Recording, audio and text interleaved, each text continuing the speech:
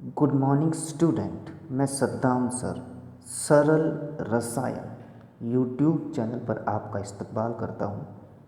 हमने अपने previous video के अंदर पी ब्लॉक के कुछ कंपाउंड पढ़े थे। आज हमें उस पी ब्लॉक के 15th ग्रुप को कंप्लीट करना है। तो आज का जो हमारा टॉपिक है वो है oxo acid of phosphorus. Phosphorus के कौन से एसिड हैं उनके बारे में डिस्कस करना है। फॉस्फोरस के टोटल 7 ऑक्सो एसिड है। अब यहाँ पर एक बात ध्यान रखना कि ऑक्सो एसिड का मतलब क्या होता है। ऑक्सो एसिड का मतलब होगा कि एटलीस्ट 1 H जो है OH की फॉर्म होगा। ऐसे एसिड जिसमें OH या हाइड्रोक्सी ग्रुप प्रेजेंट होता है ऑक्सो एसिड कहलाते हैं। तो यहाँ पर 7 टाइप के ऑक्सो एसिड है। फर्स्ट जो है hypophosphorous acid H3PO2, orthophosphoric acid H3PO3, phosphoric acid H3PO4, pyrophosphorous acid H4P2O5, hypophosphorous acid H4P2O6, pyrophosphoric acid H4P2O7 and metaphosphoric acid HPO3 का होल N। तो ये 7 टाइप के ऑक्सो एसिड है और इन ऑक्सो एसिड का स्ट्रक्चर देखना है।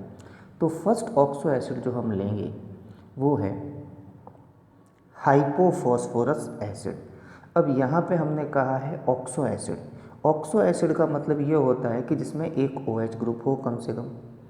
अब यहाँ पर फॉस्फोरस जो होता है उस फॉस्फोरस की वैलेंसी होती है 5 और एक OH प्रेजेंट है।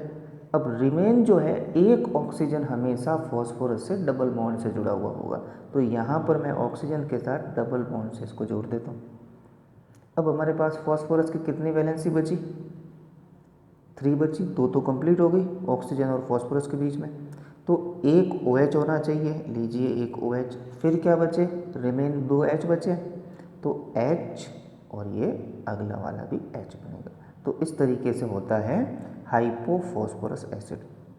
Second acid is orthophosphoric acid H3PO3।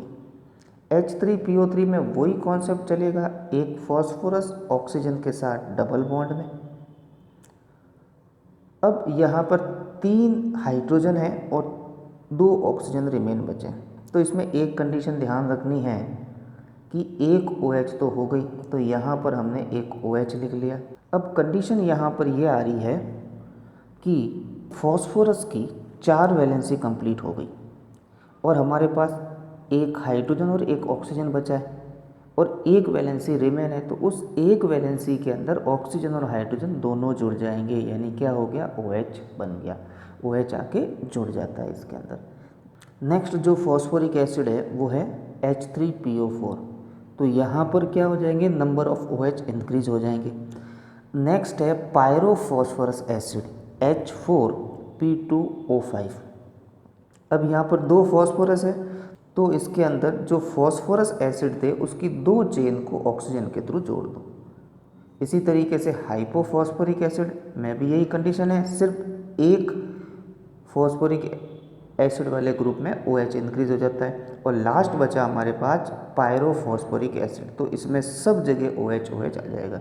तो यहाँ पर कहने का मतलब ये है कि 2 फॉस्फोरस के मॉलिक्यूल ऑक्सीजन के थ्रू जुड़े हुए होते हैं, फिर वैलेंसी बैलेंस करते हुए H और OH जोड़ते जाइए, आपका स्ट्रक्चर अपने आप बन जाएगा। लास्ट जो बचा है वो है हमारे पास मेटाफॉस्फोरिक एसिड। तो ये फॉस्फोरिक एसिड का पॉलीमर है, इसमें फॉस्फोरस एसिड की बहुत सारी यूनिट जुड़कर जो है मेटाफॉस्फोरिक एसिड का फॉर्मेशन करती है। नेक्स्ट टॉपिक जो हमारे पास है वो है एलोट्रॉप्स ऑफ फॉस्फोरस। एलोट्रॉप्स का मतलब होता है कि ऐसे कंपाउंड जो एक ही टाइप के एलिमेंट से बने हों। जैसे फॉस्फोरस के अंदर जो है 3 टाइप ऑफ एलोट्रॉप्स होते हैं, वाइट, रेड और ब्लैक। तो इसी तरीके से यहाँ पर इन सभी एलिमेंट के अंदर जो है फॉस्फोरस प्रेजेंट है, इस कारण से इनको एलोट्रॉप्स कहते हैं। बस फिजिकल प्रॉपर्टी डिफरेंट होती है। तो एलोट्रॉप्स का मतलब एक ही एलिमेंट से बने हुए हो लेकिन उनकी फिजिकल प्रॉपर्टी डिफरेंट हो। तो यहाँ पर फर्स्ट है वाइट फॉस्फोरस। वाइट फॉस्फोरस जो है P4 की फॉर्म में पाया जाता है। नेक्स्ट बात है, it can be prepared by heating of phosphorus at 1775 in electrical furnace with carbon dust. It means जो है, जब फॉस्फोरस को इलेक्ट्रिकल फर्नेस के अंदर 1775 केल्विन पर कार्बन डस्ट के साथ मिलाकर गर्म करते हैं तो वाइट फॉस्फोरस का फॉर्मेशन होता है। और जैसे ही इसको एयर में रखते हैं तो ये क्या करता है, फायर कैच कर लेता है और बना देता है P4O10। ये सॉफ्ट नेचर का होता है। इसका melting point 317 kelvin and boiling point 553 kelvin होता है। नेक्स्ट बात करते हैं, वो है हमारा रेड फॉस्फोरस। रेड फॉस्फोरस जो होता है, it can be prepared by heating of white phosphorus at 240 degree Celsius to 250 degree Celsius. यानी जब फॉस्फोरस को 240 से 250 पर गर्म किया जाए वाइट फॉस्फोरस को, तो हमें जो है रेड फॉस्फोरस ऑब्टेन होता है। ये प्रूसियन रेड कलर का पाउडर होता है और इसकी डेंसिटी जो होती है 2.1 ग्राम पर सेंटीमीटर होती है। पर सेंटीमीटर करें आप यहाँ पे। Next, it is odourless, non toxic substance and sparingly soluble in water. यानी कि स्मेल किसी टाइप की नहीं होती है, टॉक्सिक नहीं होता है, लेकिन वाटर में जो है कम सॉल्युबल होता है। और ये जो है फॉस्फोरेसेंस प्रोड्यूस नहीं करता है। फॉस्फोरेसेंस का मतलब क्या है कि अंधेरे के अंदर जब किसी मटेरियल को रखें तो वो जो है ब्राइटनेस दे या वो चमके, तो उसको बोलते हैं फॉस्फोरेसेंस। तो जब भी फॉस्फोरस को अंधेरे में रख दिया जाए तो वो चमकने लगता है, लेकिन रेड फॉस्फोरस लेंगे तो वो चमकेगा नहीं। तो ऐसी प्रॉपर्टी को बोलते हैं फॉस्फोरेसेंस।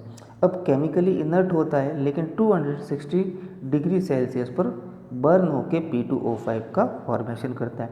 अब इसके स्ट्रक्चर में 4 फॉस्फोरस एक दूसरे से 60 डिग्री पर जो है बाइंड होते हैं और इसी तरीके से आगे जो है फॉस्फोरस बाइंड होकर एक चेन का फॉर्मेशन करते हैं। नेक्स्ट है black phosphorus. Black phosphorus 2 type के होते हैं, अल्फा ब्लैक और बीटा ब्लैक। अब इसको प्रिपेयर करने के लिए जब रेड फॉस्फोरस को 200 डिग्री सेल्सियस टेम्परेचर दिया जाता है तो अल्फा ब्लैक फॉस्फोरस बनता है, लेकिन वाइट फॉस्फोरस को हाई टेम्परेचर दिया जाए तो बीटा ब्लैक फॉस्फोरस बनता है। ये रिएक्टिव नहीं होता है और ऑक्सीडाइज नहीं होता है एयर से। और की एक खास बात है कि इसके स्ट्रक्चर के अंदर देखा जाए तो ये 6p जो है एक हेक्सागोनल शेप में बैंड होते हैं और ये हेक्सागोनल शेप में बैंड होकर आपस में जुड़कर एक क्रिस्टल लेयर का फॉर्मेशन करते हैं और इसका जो बॉन्ड एंगल होता है वो 99 होता है। डिग्री सेल्सियस नहीं है यहाँ पे, 99 डिग्री होता है। धन्यवाद।